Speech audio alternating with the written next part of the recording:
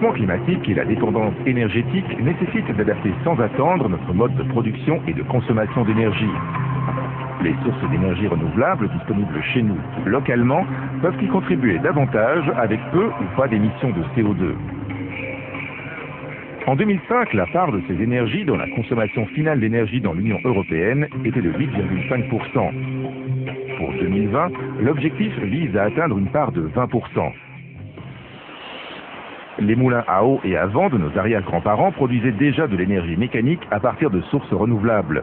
Leur version moderne produit de l'électricité. Ainsi, les éoliennes transforment l'énergie du vent en électricité.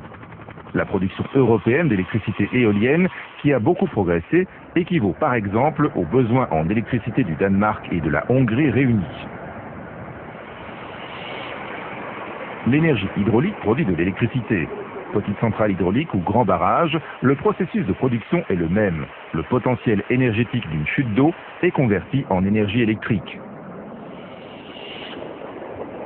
La géothermie utilise la chaleur de la profondeur de la Terre pour produire de la chaleur ou de l'électricité. Déjà à quelques mètres de profondeur, des pompes à chaleur peuvent extraire de la chaleur des jardins pour chauffer les maisons. C'est encore assez nouveau, mais prometteur. L'énergie solaire peut produire chaleur ou électricité.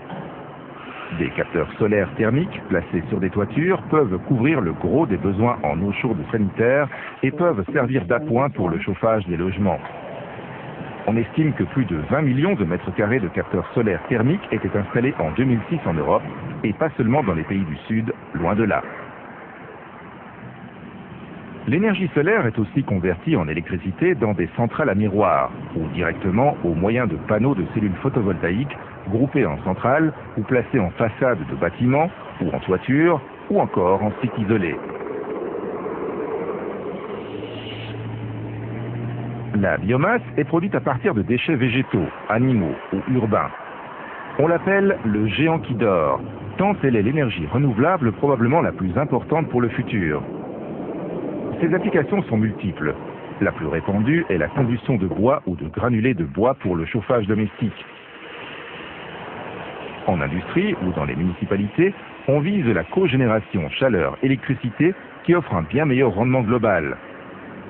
Le biogaz est produit par fermentation de déchets tels que lisier d'élevage ou d'autres déchets organiques.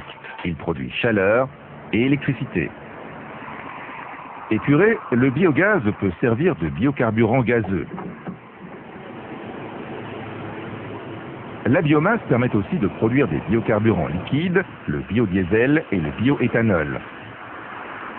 L'Union européenne propose que 10% des besoins en diesel et essence soient couverts par les biocarburants d'ici 2020, et ceci dans le strict respect des conditions d'un développement durable en la matière.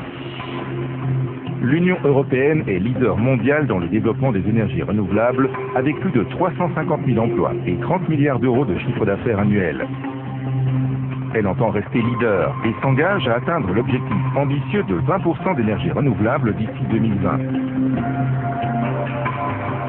Les pouvoirs publics, par leur exemple et leur soutien, ont un rôle crucial à jouer. Mais chacun de nous peut aussi contribuer à atteindre cet objectif ambitieux mais nécessaire.